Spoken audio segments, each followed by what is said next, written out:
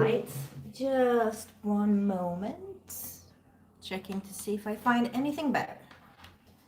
Okay. Okay.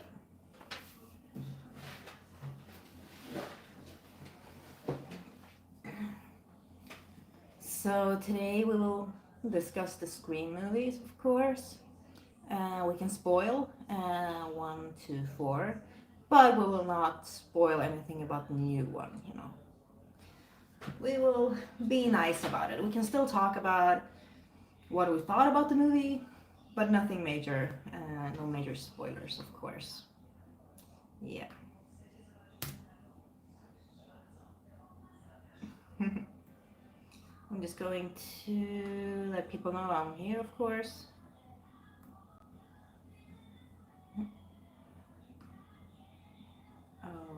Okay. So let's see. Oh, Suraj. Hi, Sarah. Just spoiled away. Hi, Suraj. Have you had a chance to watch the new movie yet? Yeah, well, I saw it this Friday. And yeah, I will talk more about it. But I will also show you 3 new movies that I got from Arrow. Yeah, I bought them at the Arrow Video Christmas sale, and I finally got them this week. Yay! So I'm kind of happy about that, even though it's only 3. But you know, it's something. Nathan, hey Sarah, sorry I'm for staying today, just busy at work, but I wanted to say hello and that I finally got a copy of Suspiria. Oh, well, hi Nathan, hope everything is going well at work. And I'm super happy that you finally got a copy of Suspiria. Yay! And Ghostface is very happy as well. Yeah. But hopefully you're all doing good. And you know, whatever you want to say about Scream 1 to 4, just go ahead and say it, of course. And you know, all of my reviews of every movie, they are up. Yeah. Even though the last, or my review of Scream 5, or whatever you call it, the picture kind of got stuck a bit after midway through. But the sound is still working, so you can still listen. But yeah.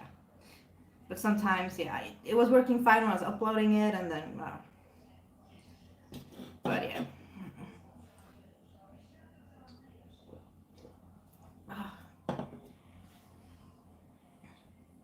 So let's see, I'm just waiting for the comments. Oh, Suraj Screamo. Or Father Death, as the costume is called originally. Yeah. But Ghostface is, yeah. And I also have some fun trivia for you from each movie. So I will, of course, be, you know, sharing that. Nathan, have a great stream, everyone. Also, before I go, really like Scream 4, except for the ending. And unfortunately, I haven't seen Scream 5 yet. Okay. Well, thank you for letting us know. I do really like the ending of Scream 4. But yeah, I can understand why you wouldn't. Well, hopefully you'll get a chance to watch Scream 5 soon as well, so you know. Yeah, I want to know what you think about that movie. Yeah. Suraj or Dad. Suraj, what's the ending of Scream 4? Well, we find out that Sidney Prescott's niece, played by Emma Roberts, is the killer. She's one of the killers. It's also one of her friends, but she kills him, and she wants to be the only survivor. Yeah, she wants to, you know, have TV reporters talking about her, interviewing her. She wants to be like Sydney, you know, the lone survivor, get all the attention. She craves fans. That is what she loves. And then they all go to hospital because she thinks, you know, she's killed Sydney. And then she finds out at the hospital that Sydney might survive. And she's like, well, shit, gotta finish the job. So, you know, she goes and tries to kill her, but, you know, of course, she doesn't do a very good job. Yeah.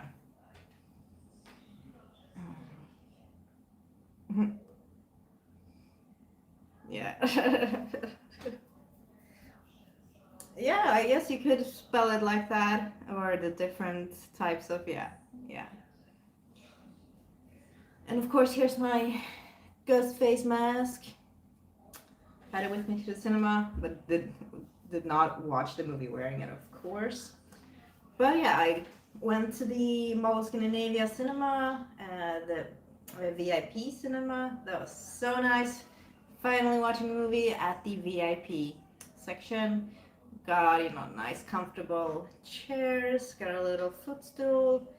It was amazing. Large popcorn and soda. Oof. It was really good. It was butter popcorn, so yeah. So good. Put it on Sarah. Maybe I will later. Yeah, maybe I will. But yeah, let's see. Let's see some Scream trivia. Okay, so Scream trivia number one. We have the party scene near. This is from the first Scream movie. So the party scene near the end of the film runs 42 minutes long. That's quite a while. It was shot over the course of 21 days. Wow. From the time the sun set to the time it rose. After wrapped, the crew had t-shirts made that read, "I survived scene 118, which was the name of the scene during shooting. The cast and crew jokingly called it the longest night in horror history. Wow, I had no idea that they were filming that party scene for 21 days. That's, wow, that's dedication. That's insane. I mean, wow. Yeah. But I mean, the party scene is a great scene, so you have to make it perfect.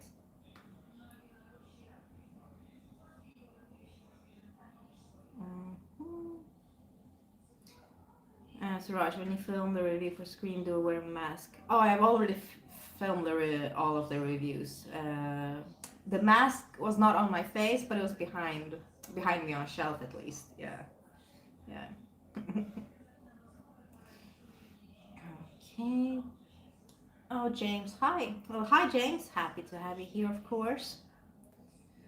If you want to talk about the Scream movies, just do it. Okay. Another Scream trivia. At around 12 minutes at the beginning of the movie, when Casey, it's Drew Barrymore's character, when Casey's parents come home to find something is wrong, her father tells her mother to go to the Mackenzies, which is the same thing Laurie told Lindsay and Tommy in Halloween, of which the movie contains many references. Yeah, that one I've heard before, so I knew that that was a reference to Halloween, and I think that was really clever. I mean, that is something that the Scream movies they do so well. They put in these details and references so smoothly. Yeah, I think it works so well. I'm just looking at my cat. She's down there. She's feeding. That's good. Good, Abby. Yeah. Maybe she will, make an appearance and say hello. Yeah. Oh, the pile is too short. Yeah. I wanted to have this one in the picture all the time, but I can't. Suraj, why is it melting? Oh, you mean the mask or?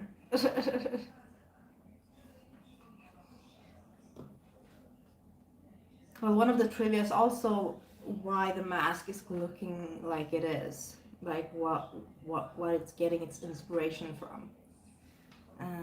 But let's see. Drew Barrymore and Nev Campbell did not meet Roger Jackson, the actor who played the voice, before shooting commenced. Whenever they are talking on the phone to the killer, they are actually talking to him. In fact, none of the cast met him at all. Craven thought that would be better to bring out the shock reactions needed from everyone when they heard that voice. Yeah, I can understand that. That was a really smart decision. Because now whenever they are, are in the scene, they're acting and they hear that voice, that is all they can connect it with. you know, the voice of the being ghost face killer without even knowing what a guy looks like. They just know the voice, and they know whenever they've heard it, it's because, you know, he's the killer. So that was a very good decision, in my opinion. Yeah.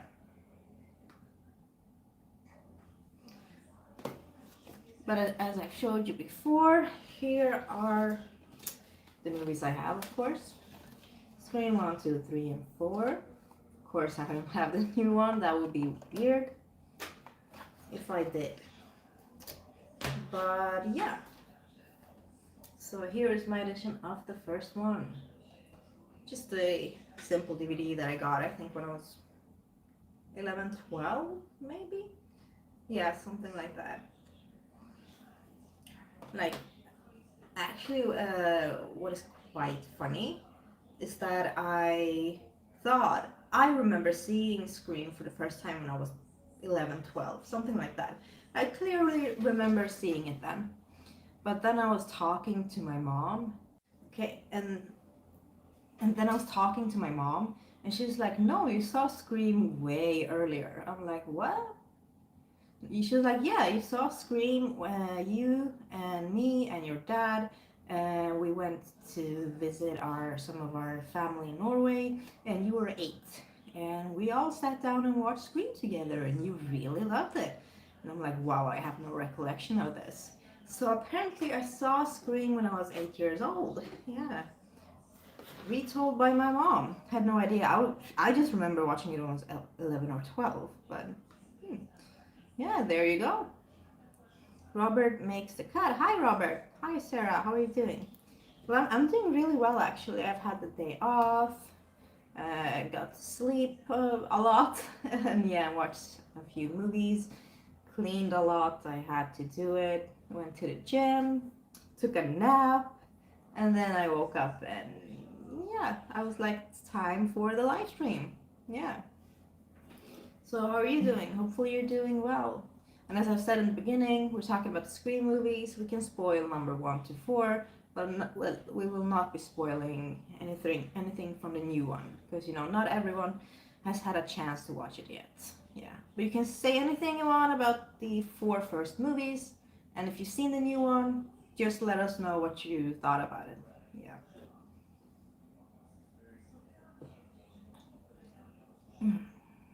Oh, I'm doing good, thank you. Well, that's awesome to hear.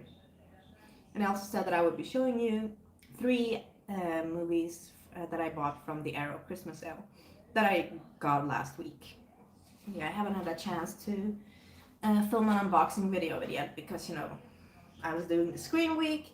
I was filming my Scream reviews, which are all up on my YouTube channel.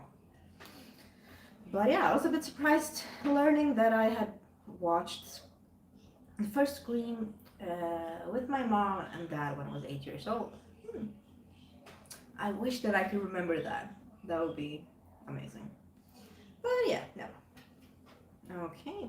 But yeah, I showed you my edition of the first one. And I don't think there's, okay, extra features, scene selections, but I mean, yeah, not really a good extra feature because it's just a normal feature. But yeah, not a very interesting edition.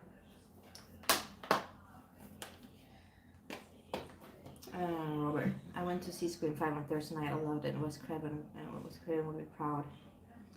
Yeah, unfortunately, I did not like the new Scream movie. It had a few good things going on, but I thought it could have been a lot better. Yeah, I said a lot about the movie in my review, but I mean, if you loved it, I'm happy for you. Yeah, no hard feelings at all, and I can understand why people would love it. So yeah, but unfortunately, I didn't. But I know that there's talk about making a Scream 6 already. Yeah. I read an article where the returning cast members were interested in returning in Scream 6 if the fans wanted it bad. Yeah. So, you know, I think we're getting a Scream 6, I guess. Yeah. So I'm interested in kind of knowing in which direction they they will be heading. But yeah, will not spoil anything.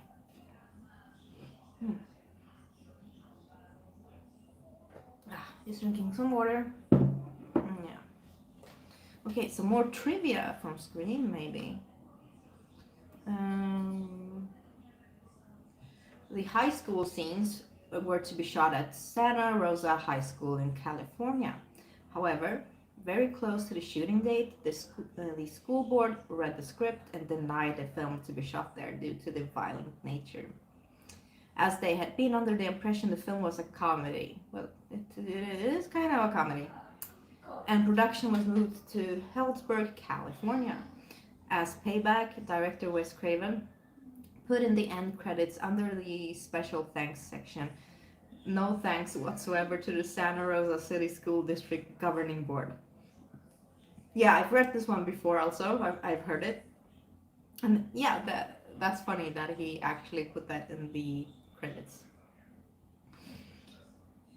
Robert, no worries, so that's good. That's good. Yeah. So let's see. Yeah.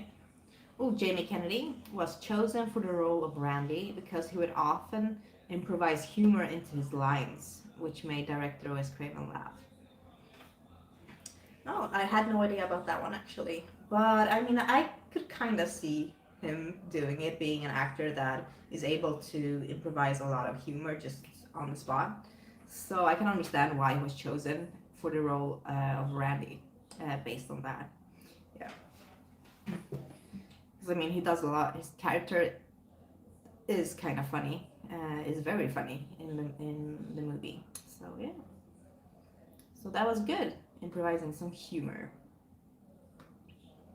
Okay, Matthew Lillard was cast as Stu Macher by chance after after being there with his then girlfriend to an unrelated audition taking place elsewhere in the same building. Ooh. Casting director Lisa Beach saw Lillard in the hallway and asked him to audition for the part. He got into the role with incredible ferocity. Okay, I mean, imagine just going along with your girlfriend to her audition, and then someone just comes out and is like, "Do you mind auditioning for this movie, maybe?" And you're like, "Oh, okay." So I mean, kind of no preparation, but apparently he still nailed the audition. So that's quite impressive of Matthew Lillard actually, and he was so good. And his character as Stu, he really was, especially like the chemistry relationship between Billy Loomis and Stu. Their characters, they work so well together, especially when you see it, when it's revealed that those two are the killer in Scream 1, and they are doing that whole, they are going to stab each other, so it looks like the other killer has stabbed them.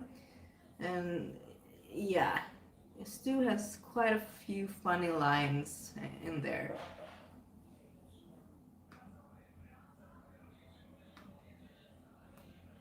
So let's see. Courtney Cox approached the production to pursue the role. She was interested in playing a bitch character to offset her nice friend's image.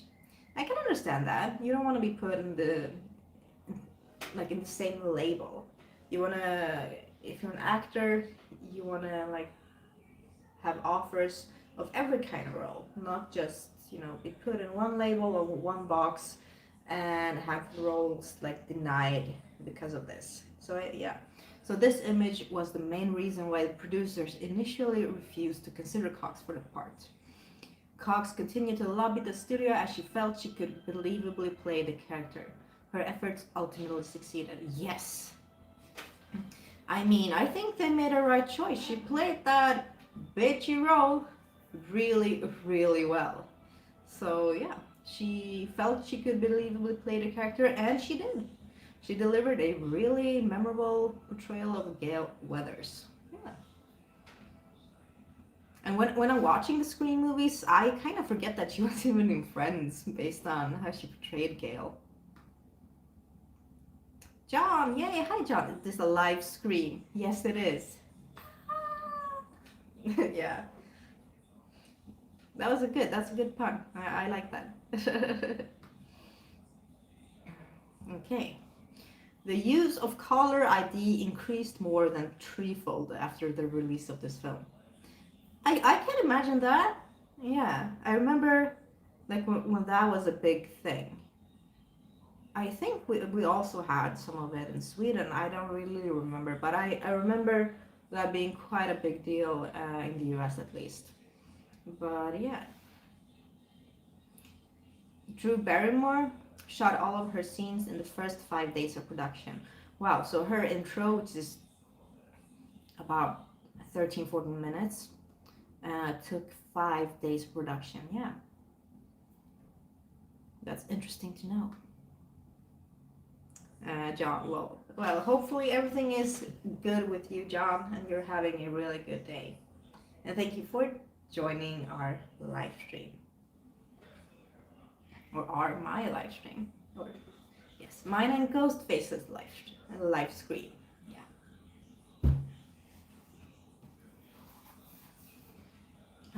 Okay. But yeah, which one is of the Scream movies is your favorite one? Please let me know your Scream ranking. Yeah, that would be fun. Video Creep. So dope. Well, hi, Video Creep. Happy to have you here. We're just talking about the Scream movies. We can spoil Scream 1 to 4, but we're not spoiling anything about the new one. Yeah. I will still talk about it a little bit, but I will not spoil anything major, of course. John, I'm good, thank you. Did you enjoy Scream 5? Unfortunately, I did not enjoy Scream 5. I was kind of disappointed. I think there was a lot of issues with that movie, in my opinion. I know a lot of people loved it, and you know, and my mom has to go.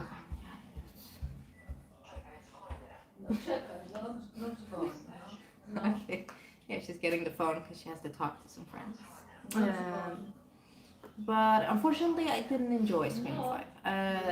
There were a few good moments that kind of worked, and some aspects of it was good, which I can't spoil. But unfortunately, just so many flaws and so many bad things in it that, yeah, I was disappointed. But I was still happy to watch a horror movie at the cinema, of course. Even if it's a bad horror movie, I'm still really happy to watch it at the cinema. It was a good experience. Okay, Video Creep. Alright, from worst to best for me. 3, 2, 5, 4, 1. Okay, interesting ranking. Yeah, I assume that like 99% of the people will put Scream 1 as their number one. Yeah, we'll put Scream 1 as their number one favorite Scream movie. I know there are probably one or two that maybe will put some of the other as their favorite one. But yeah, that was good. So the best is for Video Creep, Scream 1. Then we have Scream 4, then Scream 5, Scream 2, and Scream 3. Okay. Well, my ranking is, if we go from worst to best, so my worst is Scream 5, then we have Scream 3, then we have Scream 4, then Scream 2 and 1. Yeah, that's my ranking. John, I enjoyed Scream 2 after the first one. Heard negative things about 4. Oh, you haven't seen 4 yet, John? Video Creep. Haha, the stream struggles. I know the vibe all too well. Yeah. Yeah, my mom has appeared in some of my streams, like, randomly, so... Yeah. Some of you kind of know her, yeah. But I wish my cat would appear again. Yeah. It's always so nice when she does it. This is my little baby Yoda mug. Yeah.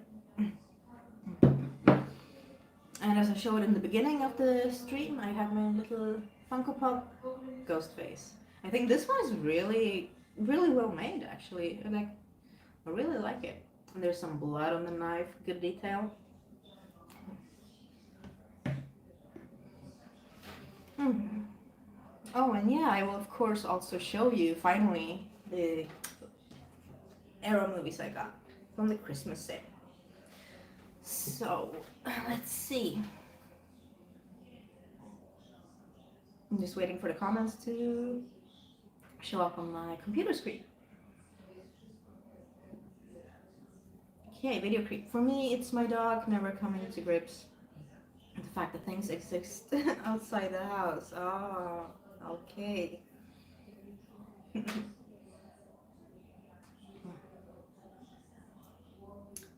Dude, isn't that ghost face pop crazy rare? I don't know actually. I don't. I know a lot of people are into like knowing which ones are rare and which ones are, you know, higher in price or higher have a higher market value. I don't really know a lot about that, so I don't know. Maybe it is. I have no idea. Well, I got it like a few years ago, and don't really remember from where though. If it was the Hemmakväll store in Sweden that I usually buy my Funko Pops from, or if I ordered it, I don't really remember. Or my friend Jasmine might have bought it for me. Maybe. Yeah. I really quick give that bad boy a look. Last I looked, it was difficult to get. Okay, yeah, I will definitely check that out. So thank you so much for bringing that to my attention. Okay, so the 3 movies that I got from the Arrow video Christmas sale, 2 of them I haven't seen before. One is a movie that is really, really good, and I've been wanting to get it for such a long time. And when I finally saw that it's quite cheap, then I just had to have it. And I had some bonus kind of points or award points, so 2 of the movies were basically free. So that was amazing. Oh, Abby, hi! Yeah, she's there. You can't see her, but she's there. Okay, so the first one that I got is called The Forbidden Photos of a Lady Above Suspicion. Looks like this. I mean, this cover looks really amazing. I haven't seen this one yet, but I just love all the purple and the red together. But let's see what this is about. Yes.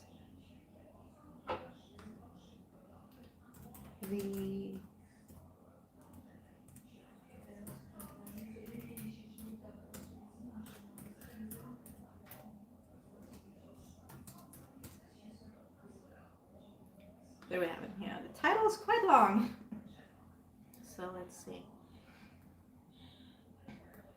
The wife of a financially struggling businessman is blackmailed by a mysterious man into having a sadistic relationship with him, where he will release damning evidence which suggests that her husband is a murderer. Okay. Sounds good enough. Now we have to check out the reversible. And there we have it. Yeah, but I'm sticking to the purple one. It's just so gorgeous.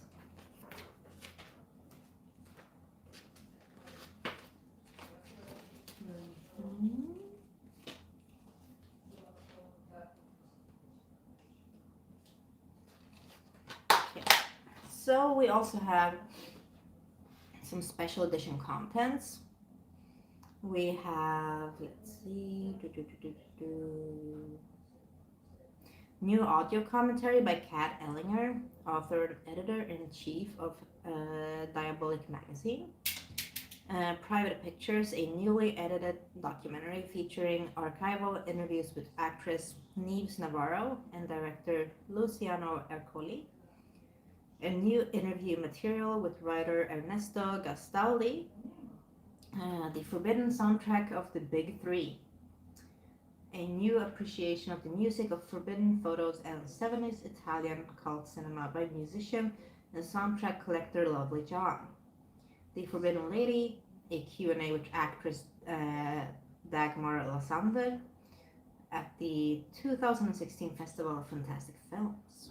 Original Italian and English theatrical trailers. Image gallery, reversible sleeve, featuring original and newly commissioned artwork by Twins of Evil. Yeah. Yeah. Apparently my cat is doing something. My mom is screaming. I don't know what's going on. Ben Grimm, hello. Well, hi Ben. Happy to have you here. Hopefully everything is going well with you. Video creep. Also, I see the cult sweater. Yes, it's my Cult of Chucky hoodie. Loving it. And if I go like this, yeah. Oh, and my cat, she's right there. Yeah, she was sitting right there and just looking me in the eye. Yeah, and I was like, oh.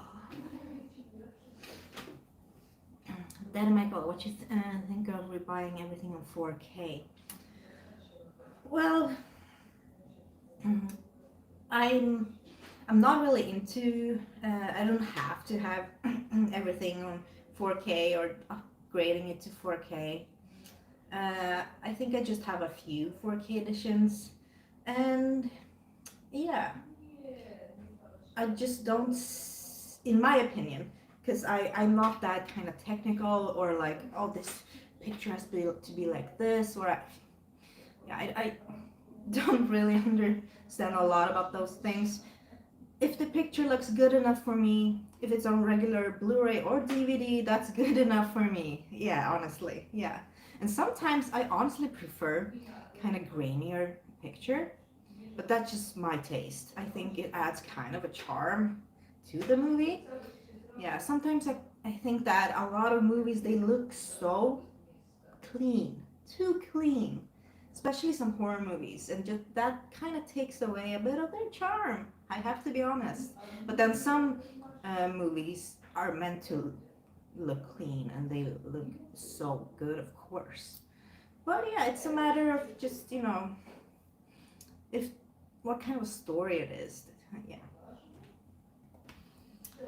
Then Michael, I agree. Video creep. Oh hell yeah, that baby's good. I just did a deep analysis of character on Tiffany Valentine on my channel. I'm a huge Chucky fan. Yeah, I'm a huge Chucky fan as well. So oh, that sounds really amazing. I have to check that out. So I will. But depends on the movie. Movies with great special effects, I would. But others, just comedies, I don't care. Yeah, fair enough. John. I always liked that Nick Cave song called Red Right Hand in Scream. Yeah, me too. I mean, I associate that song with the Scream movies. Yeah, so whenever I hear the song, I'm like, oh, Scream. Yeah, because it's an every Scream movie. And that is just a really, really good kind of theme song for the movie. And for the killer, Ghostface Killer itself. I kind of view it as his song in a way. Yeah. I have to have some energy drink. Okay. Yeah. But as I said, I haven't seen the Forbidden Photos of a Lady Above Suspicion. Just got it. Part of the Arrow package I got. But it looks really gorgeous. But, you know, it could be really awful. But I will definitely be checking this out as soon as I can.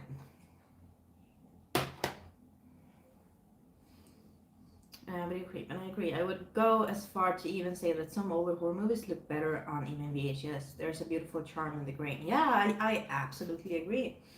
Yeah, and sometimes when they restored them or like cleaned them up, they kind of lose their charm a bit, if I have to be honest.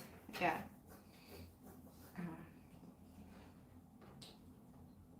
Okay, the second movie that I got from the Arrow video Christmas sale is called Jake Speed. Yeah, haven't seen this one either, but just judging by the cover, it probably is kind of an action, really weird movie, probably.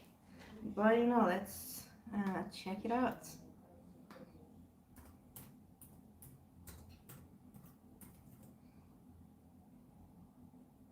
Okay, there we have it. So, Jake Speed. In a world where, unbeknownst to the public, all famous Pulp Fiction heroes are real, one of them, Jake Speed, agrees to help desperate Margaret Winston save her sister from sadistic white slaver Sid, who's operating in Africa. Okay, action, adventure, comedy, just as kind of figured. But yeah, and oh, look at this, it has a booklet. Yeah, I love booklets. It looks really nice. And then we have,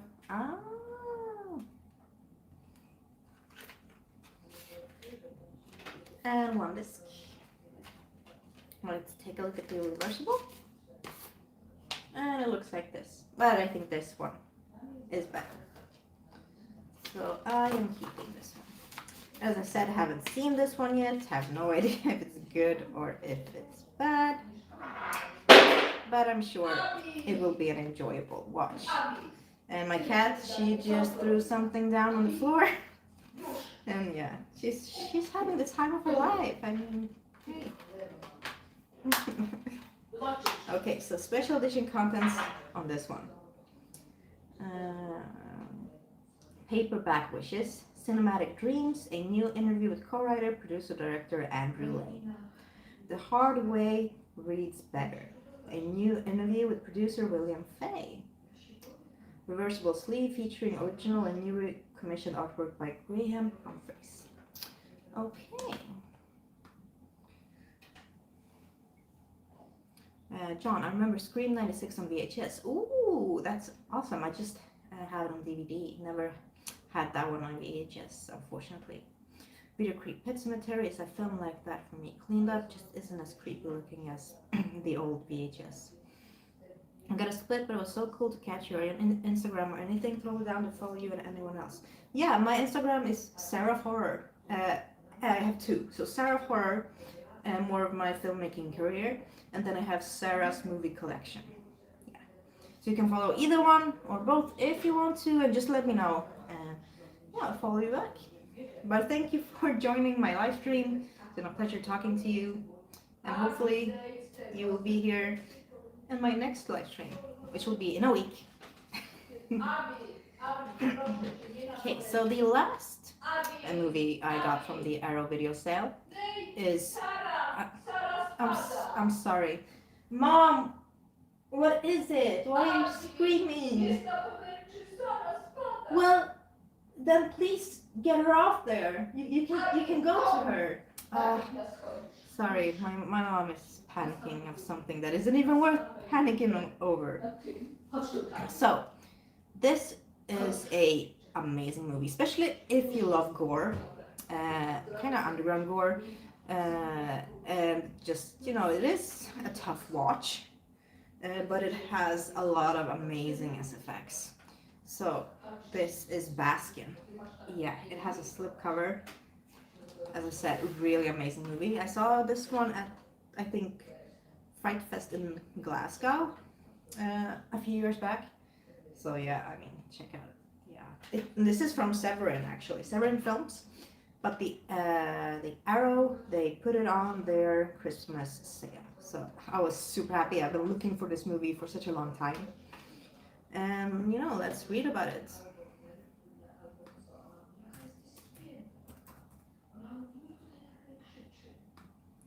So let's see. So Baskin. It's from Turkey, by the way. Yeah. A squad of unsuspecting cops go through a trapdoor to hell when they stumble upon a black mass in an abandoned building. Yeah, and as I said, I remember the gore scenes were amazing. I mean, I was super impressed, especially being a film from Turkey. I mean, I haven't heard about a lot of these types of movies coming from Turkey, so it was really awesome to see. And it's directed by Kan Evrenol, and he has done a lot of really good stuff. Yeah, a lot of gory stuff. So I highly recommend Baskin if you haven't seen it. go and see Dennis. Hi, pretty. Well, hi, Dennis. Happy to have you here. Hope you're doing good. Video creep. Just followed you. Gonna catch one of your videos and drop a comment. Well, thank you so much. Really hope you're doing my Tiffany video too. I'm pretty sure I will. But thank you. Peace.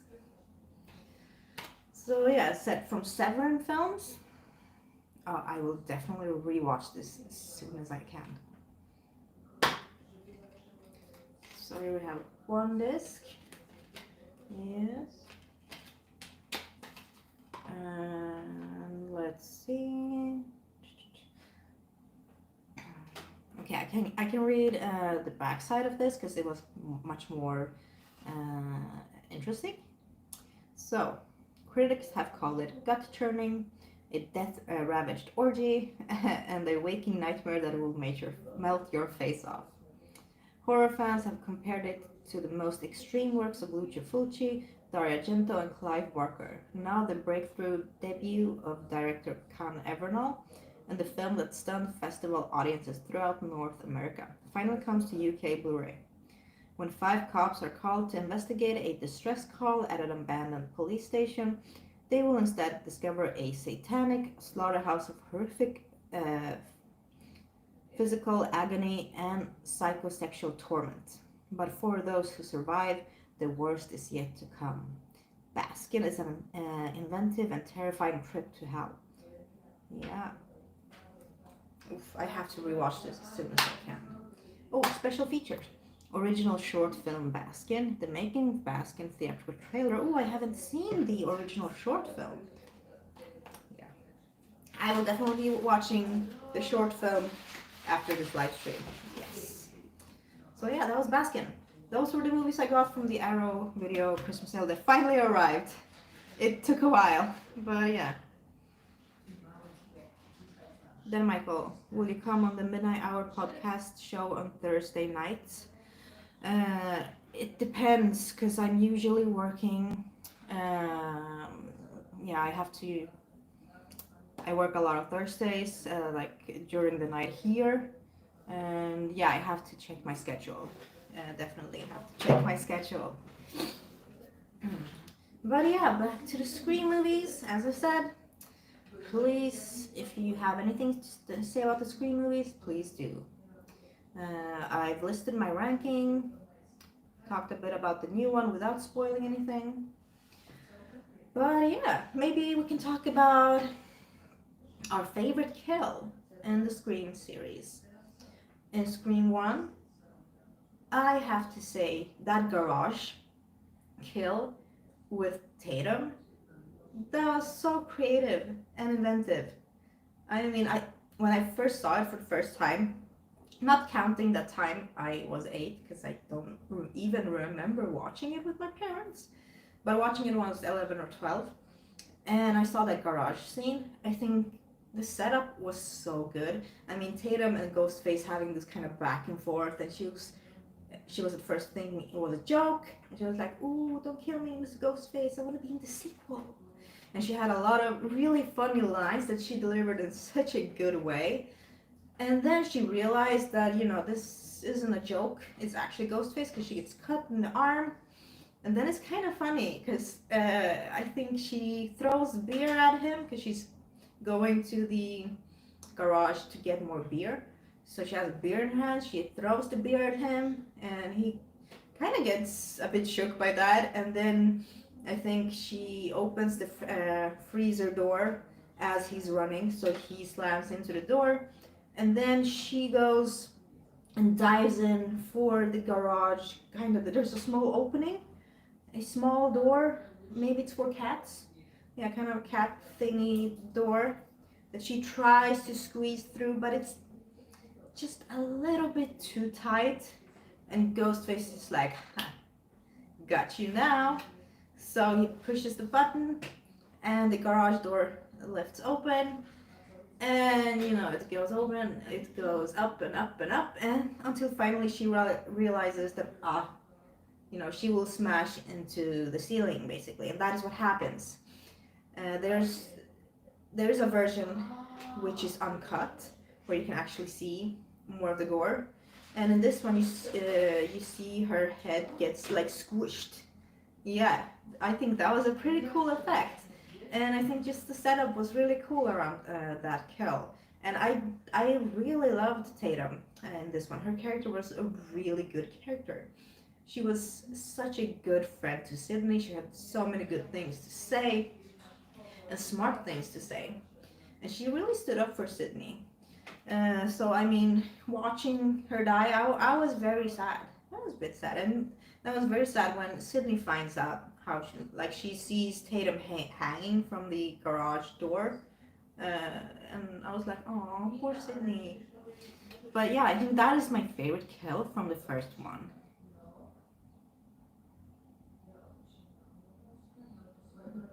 Let's see, Dennis, you watch Russian reviews on Scream. I haven't had a chance yet. I was kind of busy today, but I know that you linked it, so I will check it out.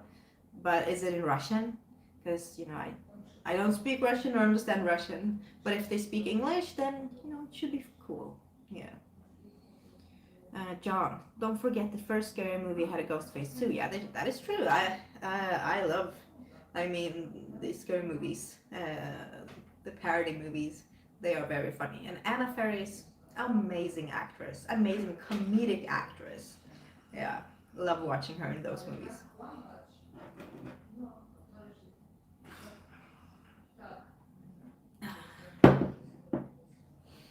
Okay, let's see. My favorite kill in the second one. Hmm. Probably the opening with Jada Pinkett Smith's character when she's with her boyfriend, I think played by Omar Epps, when they are in the cinema to watch, the first Stab movie, and he goes to the bathroom, he gets killed there, and then someone wearing a ghost face mask comes back, and she thinks it's her boyfriend. So he sits next to her, and just as we have the opening and stab, and the character is getting stabbed, suddenly Jada Pinkett Smith's character feels that something is off. And she's right, because the guy next to her, which she thought was her boyfriend, is not her boyfriend, as has just stabbed her. So she's being stabbed while the movie's playing, while everyone's having a good time. And then she gets up, because she's in pain, she doesn't really know what to do. And he keeps on stabbing her, or she, because we don't know who the killer is. But if we've seen the movie, we know. And people think that this is a prank, a PR prank for the film. And she goes towards the stage, and she now she's standing in front of the audience with the movie playing in the background. She's all bloody, in pain, and now people don't really know if it's a PR stunt or if she's serious. And then finally, she collapses on the stage, and people are like, what? And I think that was just a really good opening. Really, really good opening. Yeah, especially when you know that the audience would probably think it's a PR thing, and he just keeps stabbing her and stabbing her. Oh, we have a bot here, so we'll just report. Yes. But I think the most death in Scream 2 that made me most sad was probably Randy's death. Because he was my favorite character from the first movie. Because I could really relate to Randy. He was such a huge film nerd, especially horror movie nerd. He worked at a video store. And yeah, I could really relate to him when I was watching Scream when I was 11, 12. I was like, yeah, he's so relatable. So when he died in Scream 2, I was super sad. I was like, well, they could have at least saved his death for the third one. Yeah. I kind of felt, I still really like Scream 2. It's a really amazing sequel. But after he died in Scream 2, I was like, oh. Well, this movie is still watchable, but it would, it would have been more enjoyable if he was in it throughout the entire movie. So I was very sad, and especially the way he died, when was talking to Ghostface, and he got lured into a van, and I just felt that it kind of went against his own rules, because he's the guy that know the rules to surviving a horror movie, slasher movie, and then he somehow goes against that and gets lured into a white van, out of all things, and gets stabbed to death. So I was like, oh.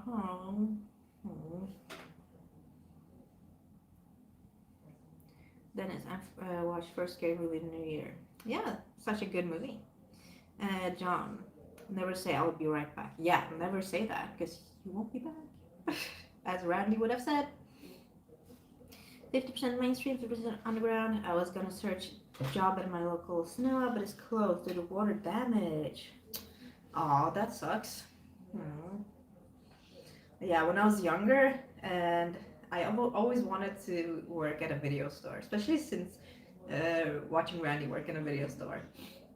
And I used to rent movies all the time at the video store, like VHSs back in the days and DVDs, and I just always wanted to work there, but I just never applied to any. And now every one of them are closing anyway, so I will never get to work at a video store. My teenage dreams crushed. Okay. Dennis, when Sarah plays student of serial killer or female agent. We'll see. I have no idea what's going on yet. 50% mainstream, 50% underground. I guess cinema is the closest to modern video store. I guess. Yeah. But I mean, I do know a lot of people that have worked at the cinema. And I guess it depends on which cinema you work in and where it is. It could be really nice, and then also if it's in a kind of bad location, it can be kind of awful. Yeah. I have a cinema near where I live, and I know some people that have worked there and gotten like death threats. So yeah, and I don't usually go to the cinema that's here right beside me, because people can't behave. The worst audience is here. Yeah, right where I live. Every time I've gone to see a movie there, people can't behave. So I always choose to go to one a little bit further, because at least people are behaving there. Yeah. But I just always the thought of just working at a place surrounded by VHSs or DVDs. Like my movie rooms have just always appealed a lot to me. I don't know why I didn't take the chance to apply to work at a video store when I was younger, because then there were a lot. I don't know why. I should have when I had a chance, but yeah.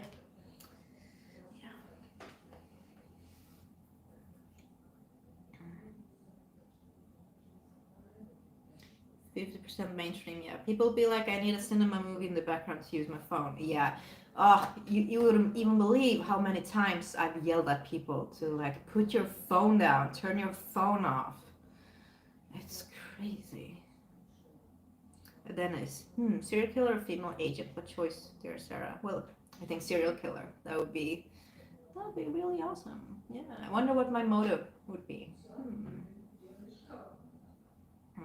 50% mainstream, or they use the other use a head as a footrest. Okay, I've never been through that, but I can imagine that some people are like that. So yeah, I believe you. I think the worst thing that has happened, maybe I've talked about this before when I was in the cinema. It was in a really big cinema, and I was there watching Shutter Island. So it was, a while ago, 10 years ago or something like that, 12. So I was at the cinema, and suddenly, in the middle of the movie, the police are coming. I mean, we had spotted like a group of people. They were very young. They were acting a bit strange. And a lot of us felt that something probably was off with them. But we're like, okay, hopefully they will, start behaving soon. Just quiet down a bit. People had already told them to be quiet. And suddenly the police comes in. Yeah, police comes in. The lights are turning on. The police walk into that group and arrest them. They arrest them. And later we found out that it was drug use. Yeah, so they arrest them, and there's a scene, that they are screaming, they don't want to be arrested, and they're screaming, they're almost fighting, and this all takes about 20 minutes.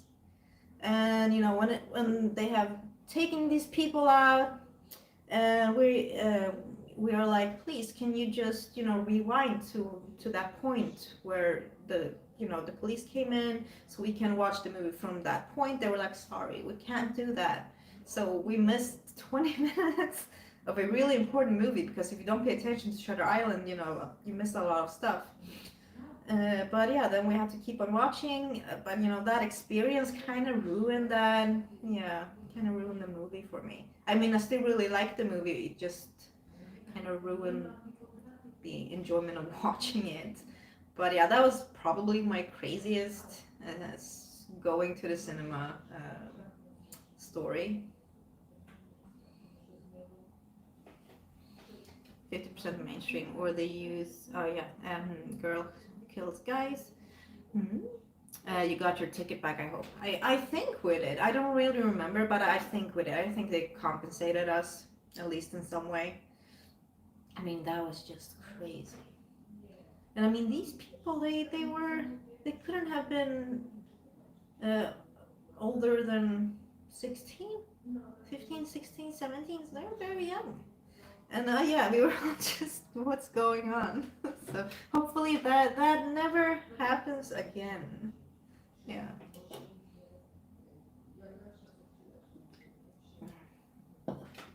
Oh, and then one time we were, me, I think David, and my friend Andres, and he's Latino, by the way. This is important to this story. So he's from Chile, he's Latino. So we go to the cinema, we sit down, and then a movie starts. I think we were watching the remake of Evil Dead. So the movie starts, and we have a couple of people right behind us, in a row behind us. They were just yapping away in Spanish. We were like, oh my god. And then Andres, he just turns around to them. He just says something in Spanish to them, and they shut up instantly. Just instantly. Like, almost looking afraid. They're like, and they don't make a peep for the rest of the movie. Not a sound. So yeah, me and David were like, damn, Andres, thank you for taking care of that problem. Yeah, it's like, then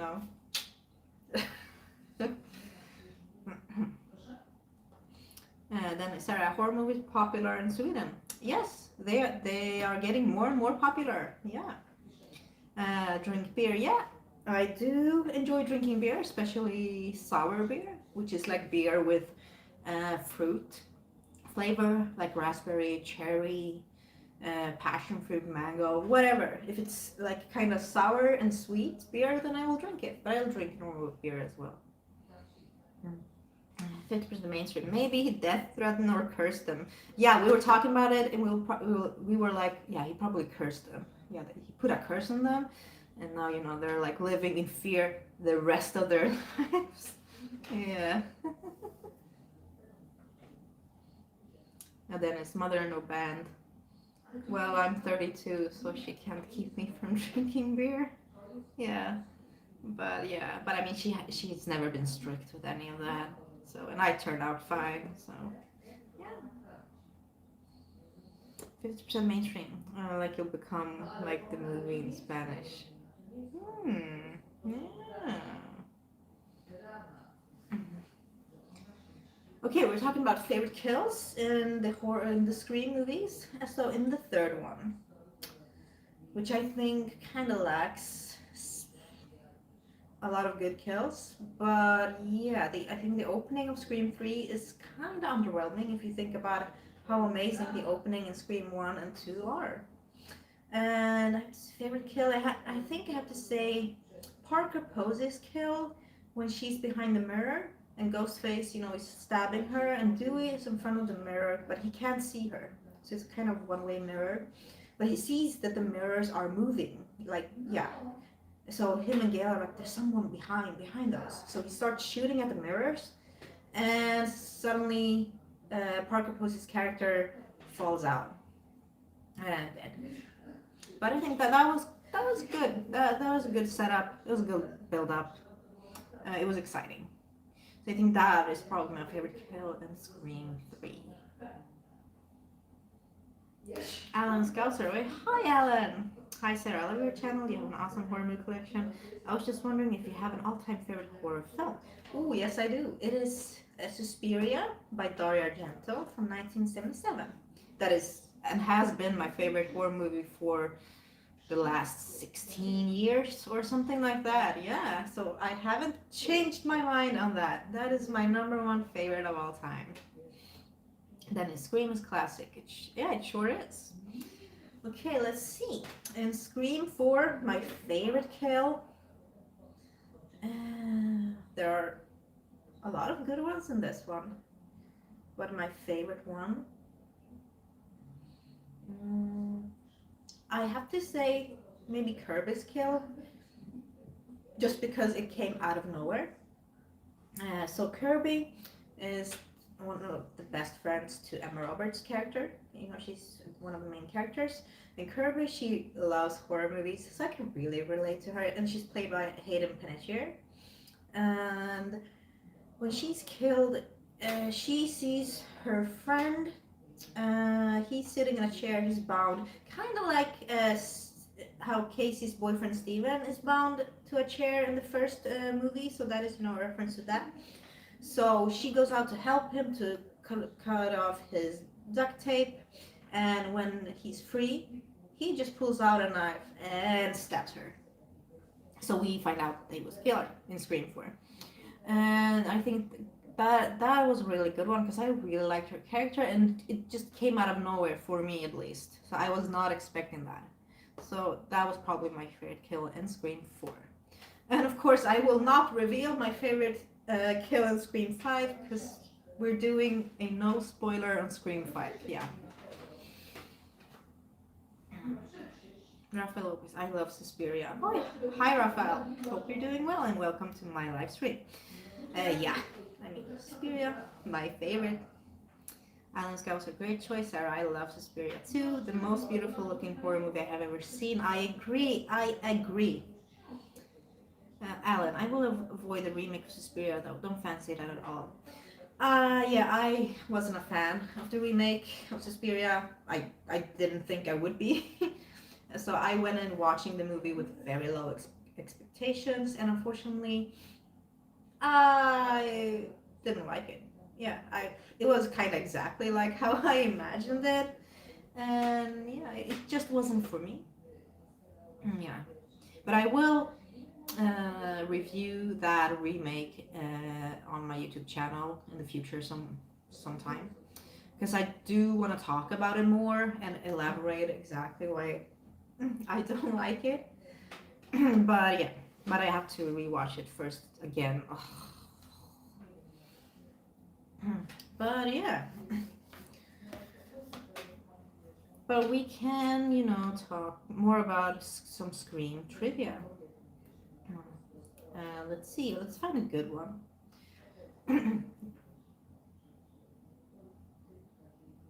Okay, so Rose McGowan actually dyed her hair blonde for the role of Tatum in order to contrast her natural brown hair from that of Neve Campbell. Yeah, I really liked her in that blonde hair. I think that worked really well. And it was a nice contrast to Neve Campbell's hair. So smart choice. Alan, most boring horror movie you have ever seen? Probably a really low budget indie horror called Loon. I saw it on YouTube, so I don't know if it's still there, but you can find it. It's super long, super boring. But, it is very low budget, So, but still, it was just very, very boring. But there are a lot of, high budget horror movies that are terribly boring. So, yeah, I just can't think of anyone right now. Well, let's see. Okay, let's maybe find some Scream 2 trivia. Because been talking a lot about the first Scream movie.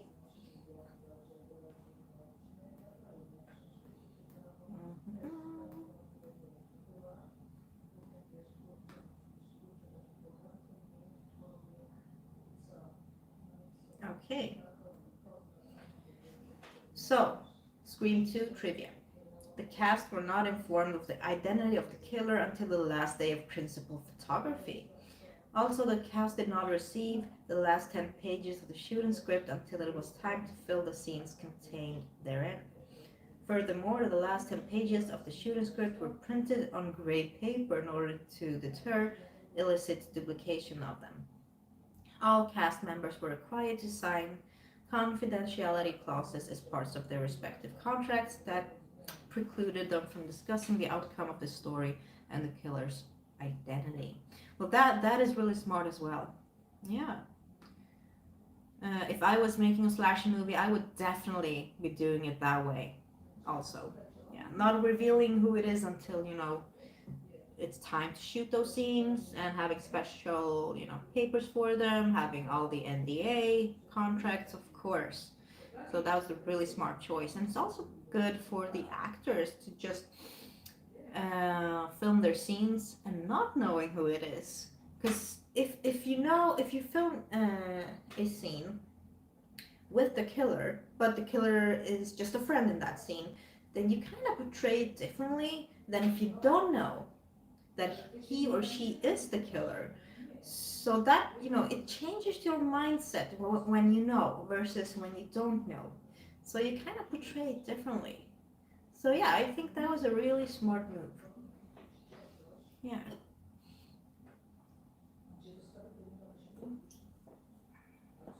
Because as I said last time, on my last live stream, I'm currently writing a new feature screenplay, and it is a slasher movie. I can't say anything more, but yeah, I'm getting a lot of good ideas on how, if it will ever be filmed, of how to kind of do it. Dennis, off top, Sarah, you remember Ripper 2001? Yeah, I've seen it. I remember parts of it, but not a lot, so I have to rewatch it. And hopefully I can get my hands on it. I remember like renting it back in the day, but yeah, hopefully I will be able to watch it soon. Oh, this is a good one. Good trivia. Actors who auditioned for the part of Derek, Sydney's boyfriend in Scream 2, were asked to perform the scene in the cafeteria in which Derek sings I Think I Love You a cappella. The role of Derek went to Jerry O'Connell, of course. But that is a really hilarious way to do an audition.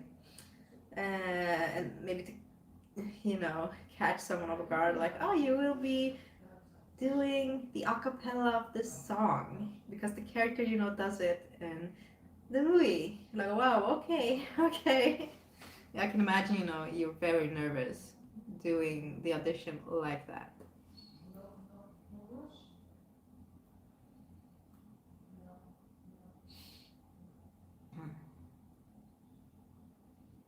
Okay, so there's a scene earlier on in the movie when Sydney confronts Randy as they're walking to class about the killings on campus and insists it's another killing spree all over again. And at that point, Randy inexplicably switches to an English accent for the rest of the scene. In a recent podcast, Jamie Kennedy burst into laughing when he watched the scene and admitted he had no reason why Randy would suddenly switch accents like that. Oh, that is really cool to know that there wasn't really a reason for it. He just did it. That's kind of funny. Dennis, Alan, I heard Halloween Kills is boring. Well, it depends on what you would think is boring. I mean, I don't think I was disappointed by Halloween Kills, but not because it's boring. I mean, there's a lot of stuff happening in that movie. Always, it's a lot of action, a lot of kills. There's always something happening. But I wouldn't say that that movie is boring, but it has a lot of other flaws, which I kind of yeah, it made me not like kind of like it so much, but it does have a lot of good things as well. But I did a review of Halloween Kills where I explained everything more, but I wouldn't say that it's boring. No.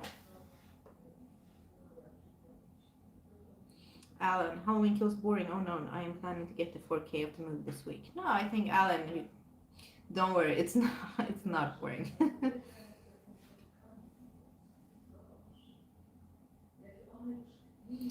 Alan, having said that, though, I shall probably still get it, as I own all the Halloween movies, save for Rob Zombie's Halloween 2 and Halloween Resurrection, both of which I hated.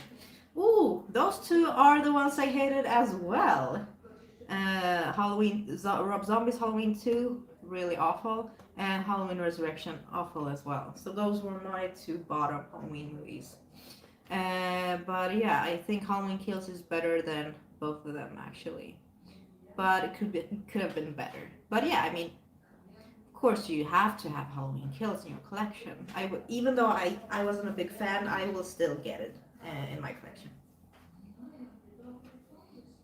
Lanisha, I'm late again. Haha, I have never seen Halloween Kills yet. But Halloween 8, that movie is boring.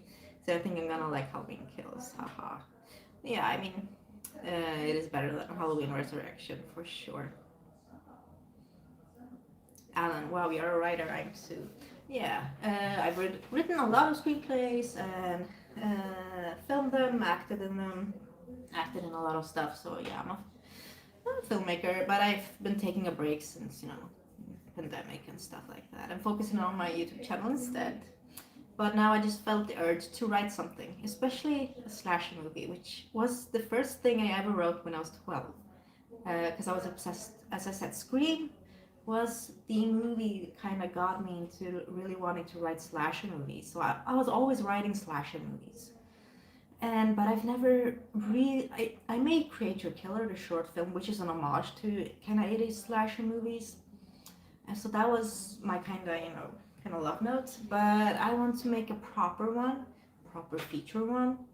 But I think I will probably take this whole year and just work on that script because yeah, I'm gonna really take my time with this one. And I'm not saying that I will film it or anything. I don't even have any plans for that. I just want to write something and have a ready script just for myself basically. And then whatever happens with it happens. But yeah, oh, it's cool that you're a writer too. I'm so happy. Are you like a horror writer or what are you writing? Please let me know. Dennis, off top again. Anybody watch Brocoliande, 2003 French horror movie? Let's see if I can find it.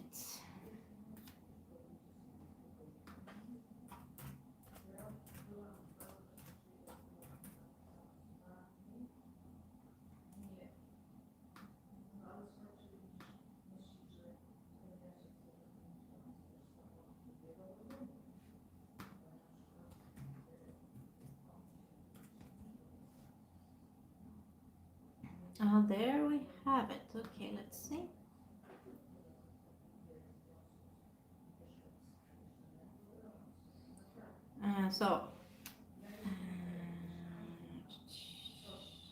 Just making sure this is the right one. Yes, yes it is. So, Brocoliande or Broceliande, an archaeology student must fight off evil forces trying to invoke an old Celtic legend. Okay, actually haven't seen this one, but I'm adding it to my watch list. So thank you so much, Dennis. Thank you. Yeah. Okay. But I mean, Scream, yeah, it was really. I mean, I saw Halloween when I was 6 years old, which is also a slasher movie. So slasher movies have always been a huge part of my life. but especially Scream, because it really kicked off, you know, the wanting to write slasher scripts and making movies.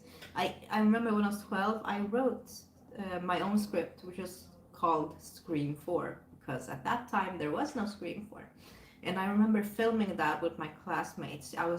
I bought like a, you know, one of these cameras, which have these little small tapes that you put in. And I asked everyone in my class to act. And I had written like parts specifically for them. And, you know, I had the ghost face costume and everything. I made my own blood. I was shooting, I was acting, I was editing, yeah, I was directing, if you could call that directing. I mean, it was awful. That movie was awful. But I got like a kind of a diploma for making that. Yeah, yeah. But it was fun. It was fun. But I mean, I know it was awful. It was a terrible movie.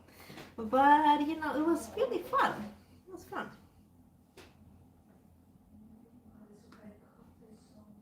So let's see, some more Scream 2 trivia.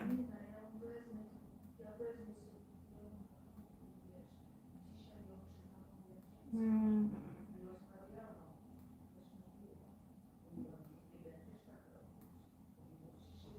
Okay, Cece. So Sarah Michelle Gellar's character was originally meant to appear in the scene with the sorority sisters inviting Sydney to the party. The scene in which she does appear, the film class discussion, had a different student giving her lines. Ah, okay.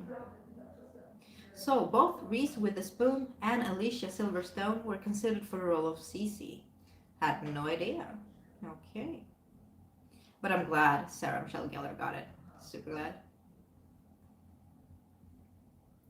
So both this and the original Scream were among the highest grossing films of 1997, as the original Scream was released very late in 1996, making most of its money the following year.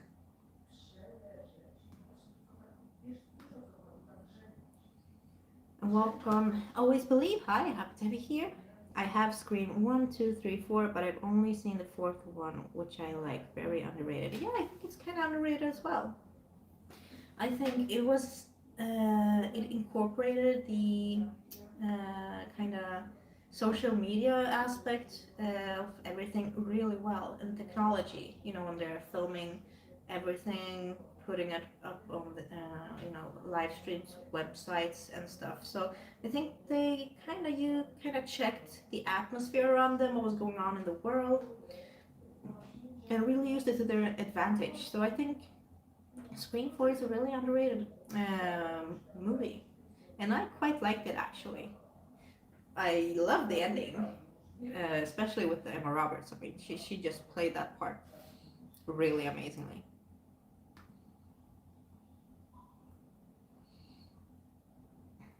Mm, let's see.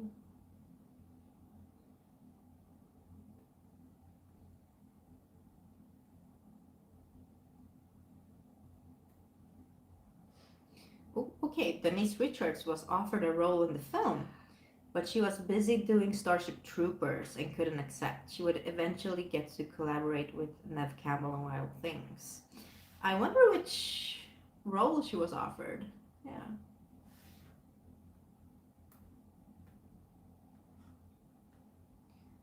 As Cece, Sarah Michelle Gellar, is running through the sorority house trying to escape Ghostface.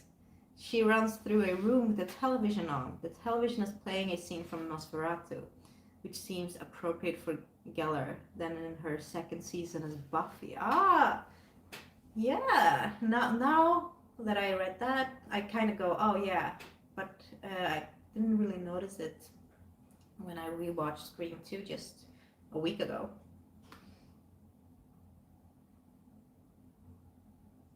Dennis, Sarah, please don't kill me, but you watched Cry Wolf? Yes, I've seen that one.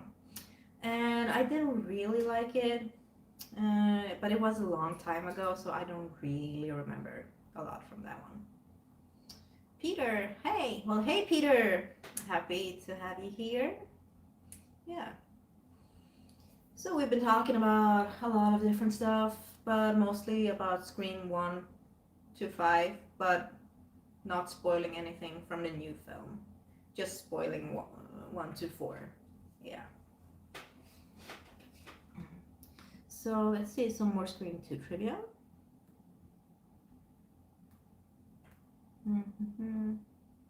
Okay, so Tobey Maguire was offered the role of Mickey, actually.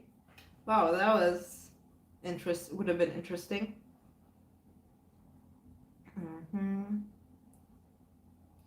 A long-running and unconfirmed rumor was that Wes Craven and Sarah Michelle Gellar did not get along during filming, with Gellar displaying diva-like behavior and such. The character of Sarah Darling in Scream 3 is possibly an unflattering parody of Gellar.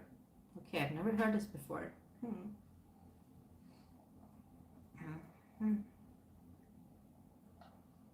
Oh, Sarah Michelle Gellar and Jerry O'Connell began dating on the set of the film. That's interesting.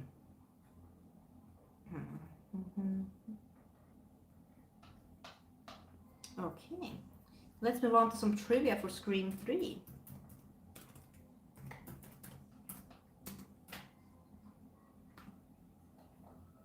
Oh, hi, Abby. My cat just came in to get some snacks. Yes.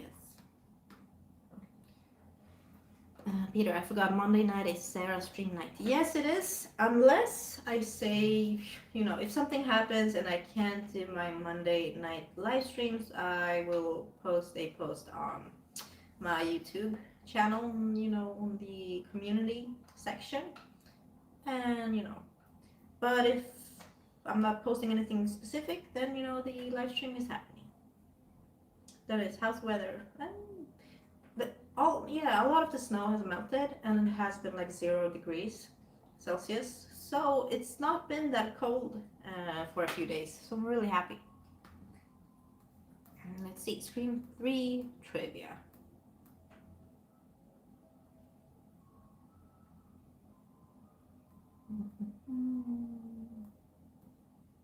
If there is any.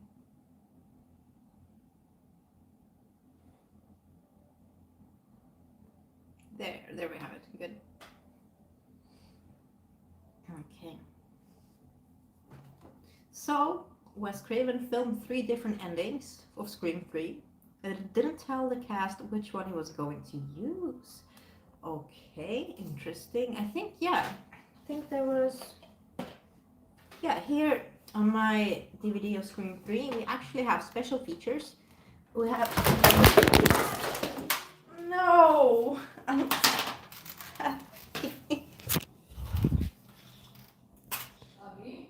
Abby, I'm sorry, that was my cat. She just... Yeah, she's crazy. Abby, my cat just... Yeah, she tore down my camera and the ring light. Yeah. Okay. So that was crazy. Yeah. Maybe she's, I don't know. Yeah, I think she needs my attention or something. But don't worry, I will be here for a little while longer. Yeah. So as I was saying before, my cat, she went on berserk mode. Is that the special features of my Scream 3 DVD features alternative endings. So I will definitely be checking that out as well, because I'm really curious to what those endings were.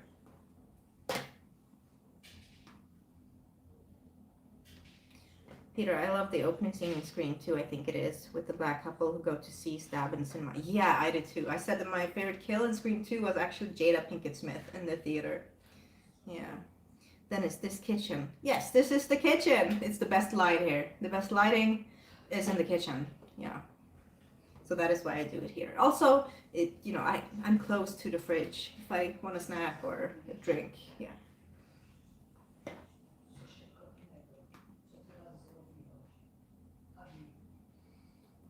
Let's see. Okay. This is house used during the climax, where most of the killing takes place in Scream 3, is the same house used as a school in Halloween 20 years later. That I had no idea, actually. Not even when thinking about those scenes, I didn't even make the connection. But very interesting to know.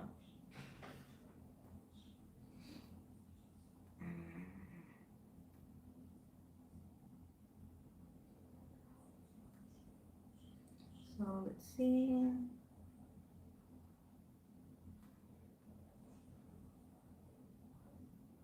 Okay, so Neve Campbell's contract allowed her to be on set for just 20 days, which is why Sydney has less screen time than in other films. As a result of her role being reduced, more emphasis was put on the supporting characters. Okay, that makes sense. Now that makes sense why she doesn't appear until kind of way later. I mean, we see her at the beginning also, but it's just a short scene, and then we focus on the other characters first.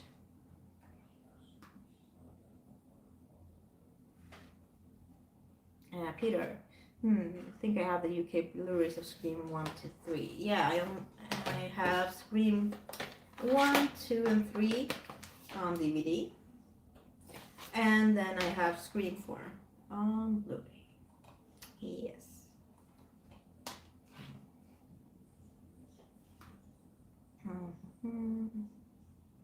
So let's see. The film never had a public test screening.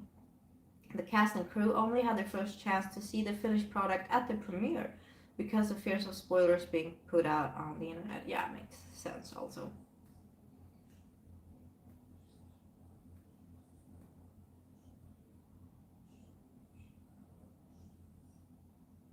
Throughout this movie, the actors and actresses of Stab 3, which is the movie based on the killings of the previous movies, the movie within the movie, complain about rewrites and 3 different scripts. The complaints actually originated with the real cast of this movie because of frequent rewrites and 3 different endings. So that's really clever to kind of put that in the movie, the real complaints. So that's kind of, it makes it kind of even funnier. Yeah.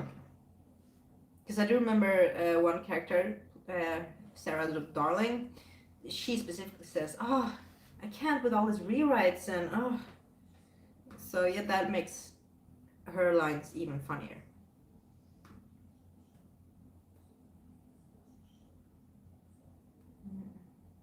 Oh, this is a fun one. So Liev Schreiber, who plays Cotton, insisted that Cotton Wary should remove his jacket in the opening sequence. Schreiber had been working out a lot at the time and wanted to show off his physique.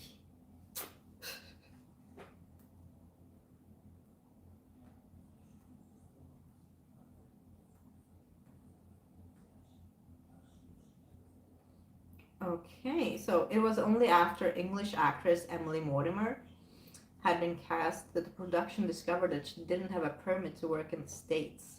Mortimer was flown to Canada where she was able to obtain the correct permit just as production got underway. Oof.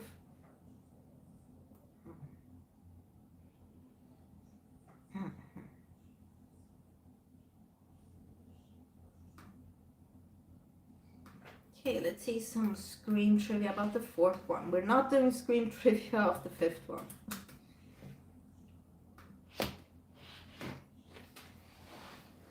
Okay. So let's see. I'm so happy that my ring light didn't break, or that my phone didn't break at all when my cat tore everything down. Oof. Okay.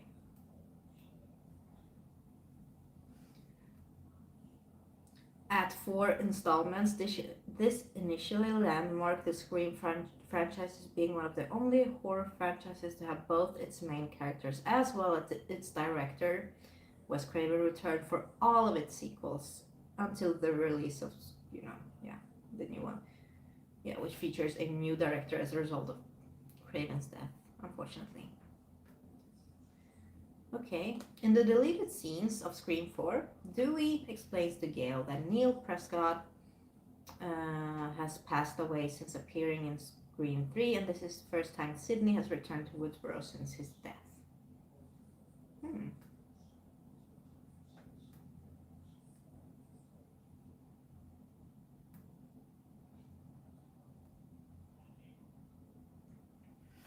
Okay, so this is a fun one. In the scene where Jenny explains to Marnie the story about the Stab movies, she says Stab 5 has time travel, which is by far the worst. Wes Craven had the idea of time travel in dreams for A Nightmare on Elm Street 4, but the studio rejected it. So it was funny that, you know, he takes things that people have rejected about his movies and ideas, and he incorporates them in his own films, in his future films. So that is actually quite fun to do that. Yeah. Peter, I've had the Swedish Blu-rays of Scream 1 and 2 several times, but always ended up selling them because they're pretty expensive, and I have the UK Blu-rays anyway. Which also has extras, which the Swedish don't. Peter, yes, it's meta.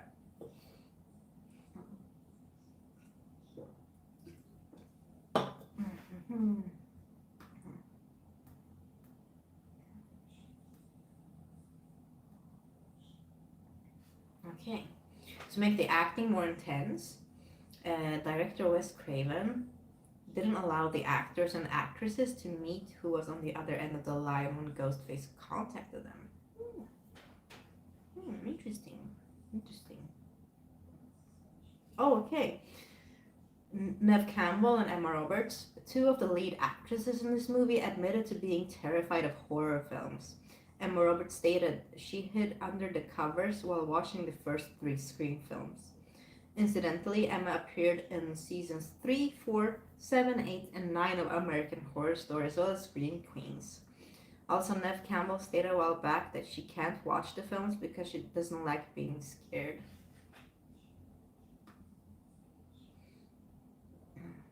Walk on Always Billy, what time is it in your country? Here it's 11:59 p.m. I'm not sure if you're behind or ahead. Here it is 1 a.m. So 1 hour ahead.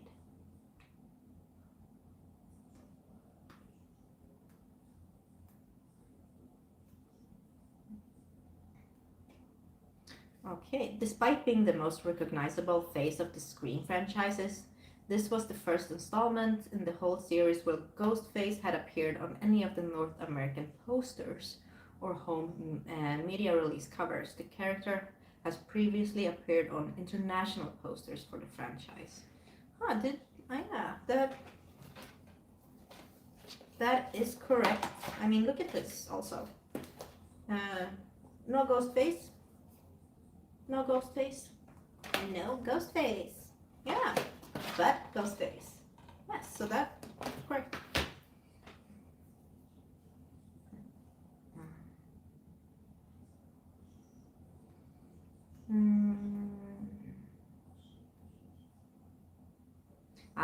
At a table read on June 25, 2010, the actors and actresses were told to stop reading at page 75 to prevent those already cast in the film from knowing the climax. That is also pretty clever to do. Yeah. Dennis, I'm back. Well, welcome back, Dennis. And watch Look Away. Oh, I don't really recognize that title. Well, I see some more Scream 4 trivia.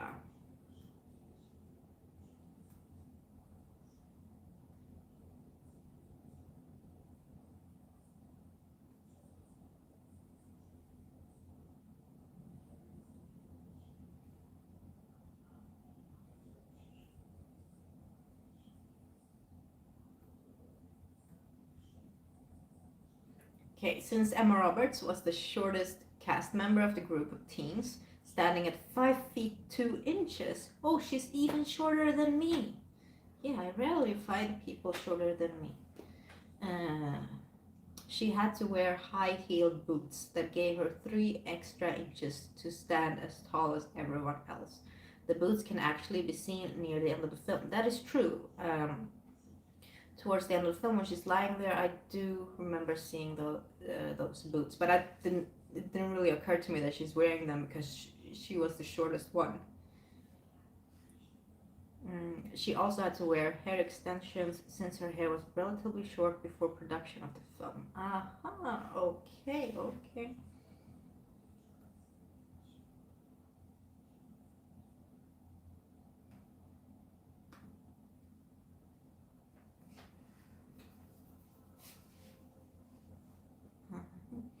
Peter, I recently picked up Wild Things starring Nev Campbell on Blu-ray. Haven't watched it yet. Oh, you never seen the movie? I saw that when it, yeah, a while back. Oh, yeah, I haven't seen it in a long time, but yeah, I've seen it a few times. Walk on Always Believe. I may sound nerdy now, but it's interesting how different countries have different times at the same moment. Speaking of the word nerd, I'm a film nerd, yeah. Well, welcome to the club. Yes, we're all film nerds here. But yeah, I mean, the whole time zone thing, it's quite interesting. Quite interesting. Peter's from 1998, so pretty close to Scream. Yeah, that is true. But I remember liking Wild Things. Even though it's been a while, I haven't seen it for such a long time.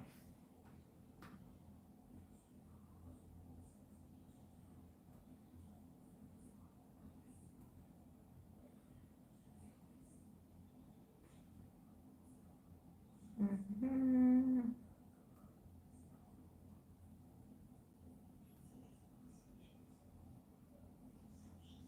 Okay, so in keeping with the tradition set in previous films, as well as keeping with the film's theme of remakes, the rules for this movie are as follows. 1. Don't fuck with the original. 2. You have to be gay in order to survive. 3. Police officers will always die in horror movies, except for Bruce Willis, especially if they are near retirement, better looking than the other person, or have a newborn baby on the way. 4. The original ending is the false ending in a remake. 5. The killer is always right behind you. Mm-hmm.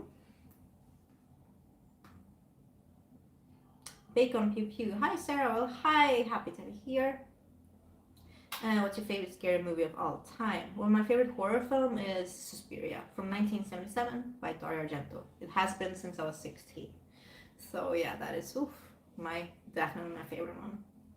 Peter, I also have Cruel Intentions starring Sarah Michelle Gellar, which I also have not watched yet. Okay. Well, that is also a good one. Yeah, I quite like that one. But I haven't seen it in such a long time either. But there are a few memorable scenes from that one. And kind of, yeah, a few uncomfortable themes and moments as well.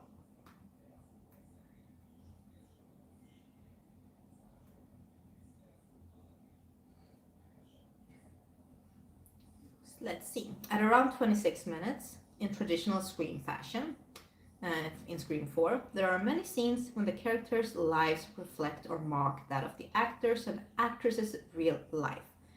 Notably in the scene where Rebecca, played by Alison Brie, geeks out with Gail on the street, she emphasizes "You were my 90s," a reference to Courtney Cox's participation in Friends. When asked how long have you and Dewey been married, Gail replies 10 years. Cox had been married to David Arquette for 10 years prior to filming. I was actually, when she said 10 years in the movie, I was like, she's probably, yeah, her and David Arquette had been married for 10 years, so I kind of got that reference. Walk on Always Believe. Have you seen V? It's the first ever horror to come out of Russia. It's a 1976 flick. Watched it last week for the first time. Great effects. Yes, I've seen it, but it was many years ago. But yeah, it is a great movie. Great script, great story, great effects. I agree.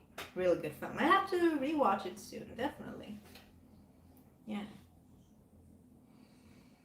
Okay, so maybe one more trivia, then maybe some comments, and then I will watch the short film Baskin. That is an extra. This is the feature film Baskin that I got from the Arrow video sale, and it features a short film Baskin which I haven't seen yet, so I will go and watch that. But okay, one more trivia. Let's see.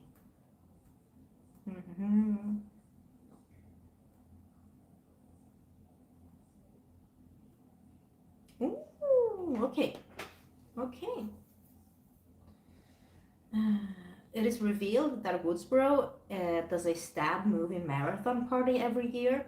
This is just like the town of Texarkana, which features the town that dreaded sundown annually, which is about real life murders in Texarkana, as it's movie in the park every October. The town that dreaded sundown is also mentioned in the first film when everyone deserts the streets for curfew. That is true. Yeah. Oh, and Peter, before you got here, because I know you're interested in this, I will show you what I got from the Arrow video sale. It's a bit, very small haul, but it's the forbidden photos of a lady above suspicion. Haven't seen it yet. And then Jake Speed. Haven't seen this one either. And then, as I said, I got Baskin, and I've seen Baskin. Love this. Amazingly gory movie. Yeah. And this one was from Severin Films, but it was on the Arrow video sale. They put it up there. So I just want to show you quickly before I exit. So let's see.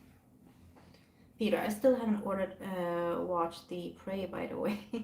But I did watch Black Rainbow and Beast Within. Didn't think Black Rainbow was very good, but still cool to have for Rosanna Arquette. Oh, I like the Black Rainbow. But yeah, Beast Within. Oh, I haven't seen that one in a long time. Then it's first horror movie and USSR. Good one. Peter ordered, yeah. Then it's Psycho, probably best ever horror movie. Well, Psycho is really, really good.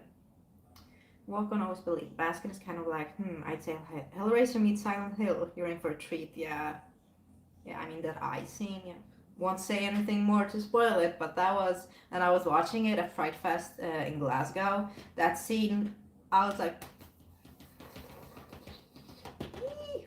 But yeah, I mean, amazing movie. And I'm so glad that it's from Turkey, Not a lot of those kind of movies have come out from Turkey, so really happy to see that.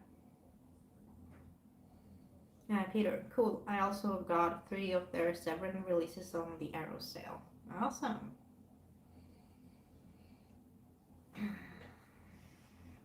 Peter, Black Rainbow was at least better than The Beast Within. That film made pretty much no sense.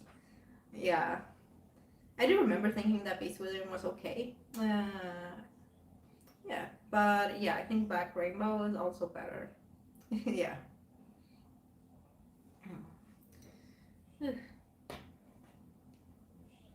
Okay, I have to drink some water. Okay, so I'll probably be here for like 2 more minutes. Been talking for a while. My throat is, yeah, been talking and talking and talking. But yeah. But my next live stream will be in a week, and we will talk about anything horror. So I will be talking about every movie that I've seen up until a certain point. So there are a lot of movies to talk about. So yeah, I'm looking forward to that, of course. And it will be around midnight here in Sweden because my shifts will end at 10 p.m. and I will be home at 11:30 p.m.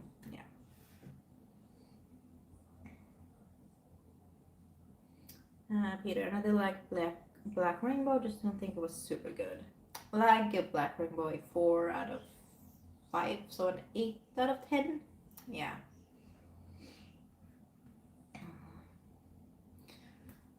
Yeah, okay. Whew. Now I need to rest my voice for real. But thank you all so much for tuning in. It was been fun talking with you about the Scream movies and about everything else. And we'll see you in a week hopefully. And if you haven't seen my Scream reviews or my slasher movie reviews this month, please do so. They are up and running. So thank you all so much. Have an amazing rest of the night. Bye. Oh, I promised that I would just do this before. Put this on. What's your favorite scary movie?